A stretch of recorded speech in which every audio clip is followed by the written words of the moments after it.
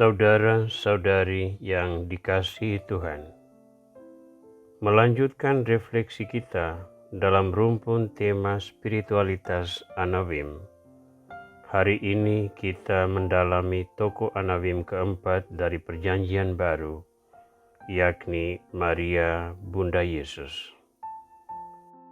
Kitab suci Perjanjian Baru mencatat cukup banyak peristiwa yang berkaitan dengan Maria Bunda Yesus ini. Maka saya akan membagi permenungan tentang tokoh ini dalam beberapa bagian, agar kita lebih memahami dan meneladani sikap Maria sebagai tokoh Anawim yang berperanan sangat besar di dalam sejarah keselamatan. Ada 3 hal utama yang akan disoroti, yakni Maria yang percaya dan taat penuh pada kehendak Tuhan, Maria yang berbagi kasih dengan sesama, dan Maria yang setia pada salib Tuhan yang diletakkan di atas pundaknya. Dalam episode ke-61 ini, kita merenung tentang Maria yang percaya dan taat penuh pada kehendak Tuhan. Mari kita mengawalinya dengan membaca Injil Lukas bab 1 ayat 26 sampai 38. Dalam bulan yang ke-6, Allah menyuruh malaikat Gabriel pergi ke sebuah kota di Galilea bernama Nazaret, kepada seorang perawan yang bertunangan dengan seorang bernama Yusuf dari keluarga Daud. Nama perawan itu Maria. Ketika malaikat itu masuk ke rumah Maria, ia berkata, "Salam, hai engkau yang dikaruniai, Tuhan menyertai engkau." Maria terkejut mendengar perkataan itu, lalu bertanya di dalam hatinya, "Apakah arti salam itu?" Kata malaikat itu kepadanya, "Jangan takut, hai Maria, sebab engkau beroleh kasih karunia di hadapan Allah. Sesungguhnya engkau akan mengandung dan akan melahirkan seorang anak laki-laki, dan hendaklah engkau menamai dia Yesus. Ia akan menjadi besar dan akan disebut Anak Allah yang Maha Tinggi. Dan Tuhan akan mengaruniakan kepadanya takhta Daud, bapa leluhurnya. Dan ia akan menjadi raja atas kaum keturunan Yakub sampai selama-lamanya, dan kerajaannya tidak akan berkesudahan." Kata Maria kepada malaikat itu, "Bagaimana hal itu mungkin terjadi karena aku belum bersuami?" Jawab malaikat itu kepadanya, "Roh Kudus akan turun ke atasmu, dan kuasa Allah yang Maha Tinggi akan menaungi engkau. Sebab itu, anak yang akan kau lahirkan akan disebut kudus, Anak Allah.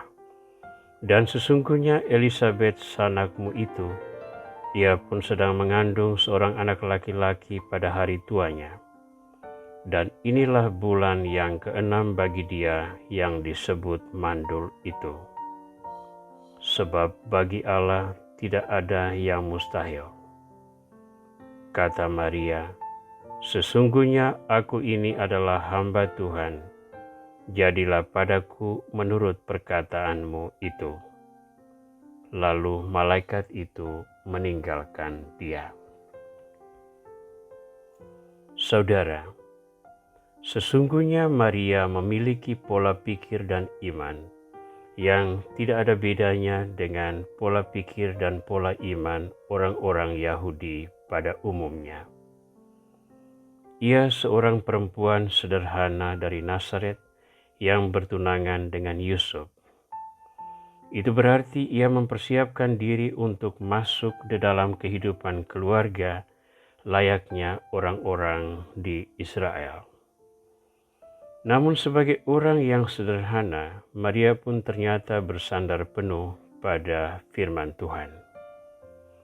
Di dalam dialog dengan malaikat, Maria menampilkan pola pikir manusiawi dengan standar manusia dan bertujuan untuk kehidupan menurut ukuran manusia. Namun malaikat Tuhan mewahyukan kepadanya satu standar iman yang bersandar pada kehendak Tuhan.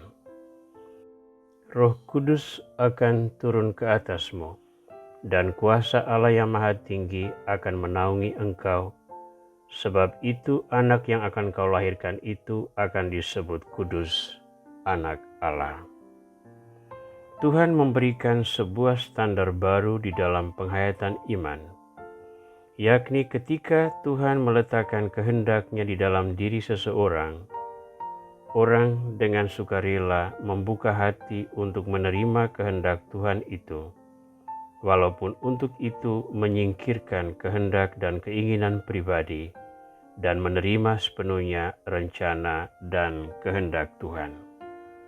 Jawaban Maria terhadap kehendak Tuhan ini telah membawa kita untuk menikmati buah-buah keselamatan sebagaimana yang kita alami hingga hari ini. Disposisi Maria telah menciptakan sebuah presiden baru bagi orang-orang beriman, yakni percaya dan tunduk penuh pada kehendak Tuhan. Yakin bahwa Tuhan menyiapkan satu karunia indah sebagai buah dari kerelaan untuk mengemban tanggung jawab ilahi tersebut. Sikap semacam ini telah menjadi contoh yang begitu besar bagi umat beriman. Saya mendorong para adorator sekalian untuk merenungkan dengan saksama kualitas iman Maria yang percaya dan tunduk penuh pada kehendak Tuhan, dan mengadopsinya menjadi pola iman yang bisa dihayati hari ini. Dengan beradorasi di depan sakramen Maha Kudus, kita sedang menjalankan kerasulan doa yang menguduskan seluruh tubuh mistik Kristus, yakni Gereja Kudus dan segenap anggotanya. Apakah tugas ini adalah pilihan kita sendiri? Tentu banyak orang mengatakan, ya, ini pilihan kami pribadi. Namun sesungguhnya tugas itu berakar jauh ke dalam kehendak Tuhan.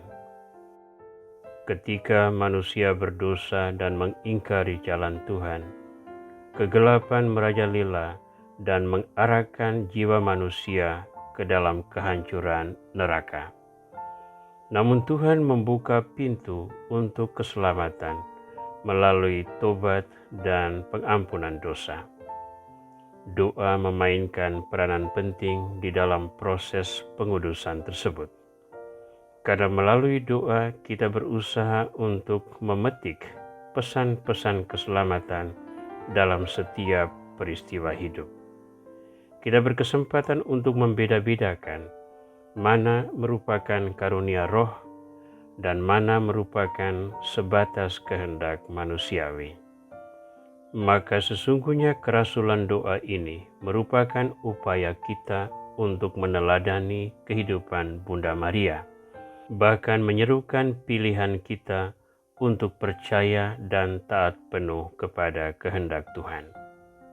Bersama Bunda Maria, tak ada salahnya kalau kita pun sujud di depan Kristus di dalam sakramen Maha Kudus dan berkata, "Sesungguhnya aku ini adalah hamba Tuhan, jadilah padaku menurut perkataanmu itu." Ketika sikap Maria ini telah menjadi sikap kita, kita sesungguhnya sedang menyiapkan daya-daya iman untuk menghadapi salib kehidupan di masa depan. Salib yang tidak hanya membawa kita kepada keselamatan, tetapi mendorong orang untuk meneladani Kristus dan menyiapkan diri untuk berpartisipasi di dalam karya keselamatan gereja. Jadilah seorang Anawim sejati yang percaya dan taat penuh pada kehendak Tuhan, sehingga seperti Bunda Maria, kita pun menggarami dunia di sekitar kita hari ini. Tuhan Yesus Kristus, Engkau telah datang ke dunia melalui rahim Bunda Maria.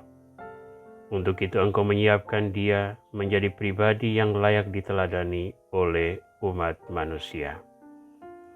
Doronglah kami untuk senantiasa membuka hati bagi firman-Mu, dengan rendah hati meresapkan kehendak-Mu itu, dan belajar setia dalam menghayatinya, agar oleh partisipasi kami, pemberitaan Injil terus meluas dan menyentuh hati banyak orang. Jadikanlah hidup kami pujian bagi keagungan nama-Mu, kini dan sepanjang masa. Amin.